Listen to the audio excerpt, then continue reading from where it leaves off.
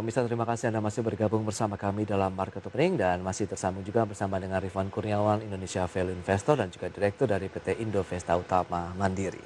Ya Mas Rifan, sempat tertunda tadi. Bagaimana dengan sektor-sektor ini? Kalau kita cermati Mas Rifan biasanya merekomendasikan sektor-sektor yang cukup seksi yang bisa dicermati oleh investor maupun traders. Apa saja ini Mas?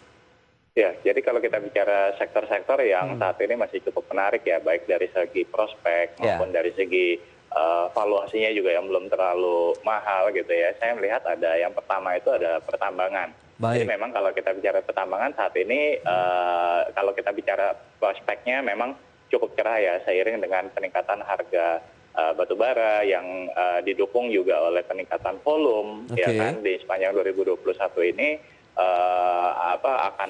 Masih akan cukup menarik gitu, apalagi belum banyak pergerakannya juga belum terlalu signifikan gitu ya, kayak misalkan kayak beberapa emiten, misalkan kayak Adaro, PTBA, itu juga masih bisa dipertimbangkan lah seperti itu. ITMG juga masih oke ya. Terus kemudian yang kedua untuk sektor yang juga bisa dijadikan pilihan adalah CPO. Ya, di mana hampir sama lah seperti batu bara, ya CPO ini kan juga terdorong di mana saat ini harganya juga sudah menembus Rp4.000 Malaysia gitu ya, udah jauh lebih tinggi lah ketimbang tahun lalu yang bahkan sempat di bawah Rp3.000 ya kan. Nah, jadi beberapa emiten yang juga mungkin bisa dicermati, let's say misalkan kayak London Sumatra, SCMP, kemudian TBLA, ini juga emiten-emiten yang bisa cukup diuntungkan lah dengan kenaikan harga CPO ya, apalagi kalau kita bicara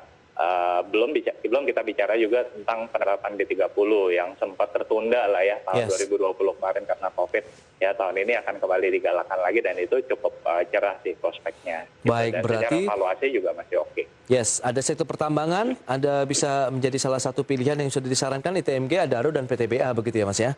Kemudian dari sisi CPO-nya ada LSIP, TBLA dan juga SIMP. Memang kalau kita cermati kemarin pun sudah kita ulas juga dari sektor CPO didorong dengan adanya kenaikan komoditasnya di pasaran internasional yang sudah di atas Rp4.000 Malaysia menjadi salah satu pendorong ya, karena beberapa pekan lalu mungkin bisa dikatakan sepekan terakhir deh penguatan dari saham-saham yang berbasis CPO masih terus berlanjut. Tapi sejauh mana sih penguatan yang didorong oleh kenaikan dari harga komoditasnya di pasaran internasional baik sektor pertambangan maupun perkebunan ini, akankah bisa berlanjut di sepanjang tahun ini atau hanya sementara saja? Karena kita tahu akan ada banyak lagi pemulihan-pemulihan ekonomi di negara-negara yang terdampak pandemi COVID-19. Ya, jadi kalau kita bicara batubara atau CPO, ini sebenarnya kalau saya melihatnya prospeknya masih akan sustain lah. Kalau kita bicara let's say misalkan sampai dengan 1 tahun ke depan lah ya. Karena tadi kita sama-sama tahu bahwa batubara, CPO, posisi kita adalah sebagai net eksportir. Jadi kita lebih bisa punya kontrol lah ya terhadap kita bisa punya kontrol terhadap pergerakan harga komoditasnya itu sendiri. Ya, jadi kayak misalkan CPO ya, memang sekarang kalau secara porsi kita lebih banyak ekspor gitu ya. Tapi nggak tinggal diam juga bahwa pemerintah juga sekarang dengan D30 ingin memperbesar porsi untuk kebutuhan domestik juga. Ya, jadi kita lebih bisa menjaga demand-nya lah dari dalam negeri. Demikian pula dengan batu bara gitu ya. Meskipun memang sekarang masih banyak didominasi oleh ekspor misalkan ke China gitu ya, kemudian ke Jepang, Korea ya. Tapi di dalam negeri juga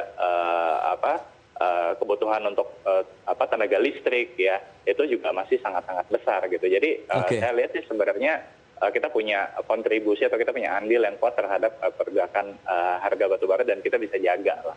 Itu dia untuk pertambangan, kemudian CPO tadi sudah sempat disinggung terkait dengan bumi, nampaknya tidak menjadi bagian dari pilihannya Mas Rifan begitu ya. Jadi sementara kita kesampingkan dulu ya. Itu dia. Kemudian ada properti ini, sektornya. Apakah akan diuntungkan dengan adanya DP 0%? Kemudian kita tahu dari suku bunga kredit yang juga sudah di bawah 10% begitu. Ada beragam insentif yang sudah diberikan untuk sektor properti maupun sektor-sektor lainnya.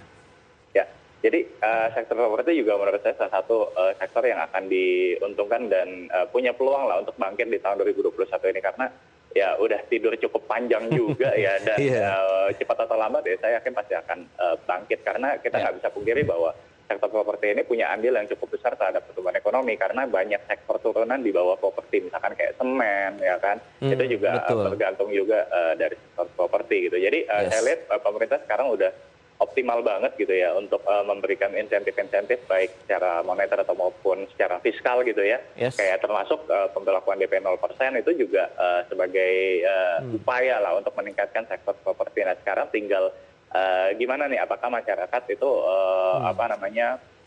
sudah mau untuk berbelanja properti atau belum gitu ya kan? Kalau saya ngeliatnya gini, kalau misalkan kepastian itu sudah mulai terlihat ya dengan adanya vaksin gitu ya, saya sih melihatnya orang akan mulai untuk belanja properti karena however properti sekarang juga banyak juga kok yang dihargai di harga diskon gitu loh. Ya, jadi peluangnya juga cukup besar. Apalagi kemarin juga kita lihat ada sejumlah orang-orang yang mungkin berpenghasilan menengah ke atas juga kalau secara data terlihat udah mulai belanja properti gitu. Nah sekarang kita tinggal lihat nih apakah masyarakat menengah ke bawah, menengah dan menengah ke bawah ini juga akan mengikuti karena kan volumenya memang banyak di situ gitu sih kalau Nah kalau kita cermati dengan emiten-emiten yang di dalamnya apa saja nih yang Anda melihat prospeknya dari sisi fundamental, kemudian bagaimana peluangnya ke depan begitu memanfaatkan dari beragam insentif yang diberikan untuk bisa dijadikan portofolio bagi para investor maupun traders. Ya, beberapa mungkin emiten yang mungkin bisa dijadikan pilihan, misalkan diantaranya misalkan kayak Pakuan Jati, kemudian juga Jaya Real Property, JPT, kemudian juga misalkan BSD. Jadi emiten-emiten yang pembangunannya itu stabil dan memang track record-nya juga cukup baik gitu ya. Dan hutang-hutangnya juga relatif kecil gitu. Jadi kalau saya sih lebih prefer untuk developer yang tidak menggunakan hutang karena jika menggunakan hutang ya akan menekan kinerja perusahaan tersebut gitu loh. Kalau misalkan ternyata permintaannya masih stagnan. Jadi kalau saya memang punya preferensi pilih emiten yang memang hutangnya itu tidak terlalu besar.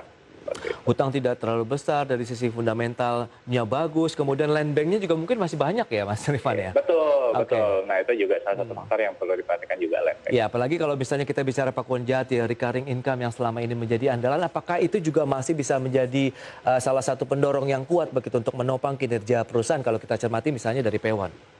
Ya, jadi memang recurring income ini menjadi kekuatan selama ini, tapi juga sebenarnya menjadi kelemahan waktu di tahun 2020 kemarin. Karena kan dengan recurring income yang di office, kemudian di mall, okupansinya turun, ya kan. Ya ini membuat kinerja P1 juga agak terpukul tahun 2020 kemarin. Cuman kita punya keyakinan bahwa hal tersebut hanya bersifat sementara.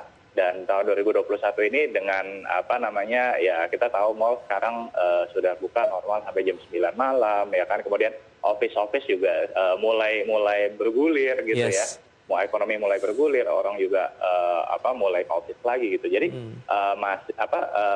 peluangnya itu cukup besar lah untuk recovery di tahun 2021. Baik, nampaknya Anda sangat optimis ya untuk ketiga sektor tadi. Tapi bagaimana dengan investasinya, strategi investasinya begitu? Apakah lebih kepada untuk short term trading saja atau bisa untuk menengah panjang? Bisa untuk menengah panjang, kalau untuk untuk ketiga sektor ini juga bisa menengah panjang. Baik, demikian beberapa sektor dan juga bocoran saham-saham yang berada di dalamnya yang sudah diberikan oleh Rifan Kurniawan, begitu Indonesia Value Investor. Tadi ada sektor pertambangan, PTBA, Adaro Energi, kemudian ITMG. Dari CPO-nya ada LSIP, TBLA, dan juga SMP. Dan properti, ada Pakuan Jati, Jaya, kemudian BSD. Pilihan investasi ini kembali kami serahkan juga kepada pemirsa IDX Channel. Mas Rifan, terima kasih banyak atas waktu yang sudah diberikan dan juga analisisnya. Tentu ini akan sangat bermanfaat bagi masyarakat investor dan traders ya dalam menyikapi perdagangan hari ini. Sukses untuk Anda dan stay healthy, Mas Rifan. Thank you, Mas Sas. Ya, baik pemirsa, demikian perbincangan kami bersama dengan Rifan Kurniawan, Indonesia Value Investor dan juga Direktur dari PT Indovesta Utama Mandiri. Kami masih akan kembali dengan sejumlah informasi menarik lainnya, tentunya usai jeda yang satu ini.